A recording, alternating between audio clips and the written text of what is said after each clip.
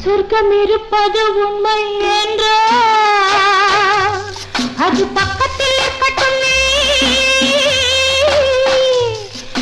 வெட்டங்கள் ஓடட்டும்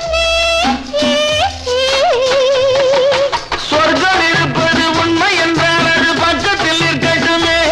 வெறும் வெட்டங்கள் ஓடட்டுமே இந்த கொக்குக்கு தேவை கூறிய மூக்கினில் சிக்கிடும் மீன் மட்டுமே இதன் தேவைகள் வாழட்டுமே ஒரு எண்ணத்தை ஏந்துகின்றேன் பல எண்ணத்தில் நீந்துகின்றேன் ஏன் ஒரு கிண்ணத்தை ஏந்துகின்றேன்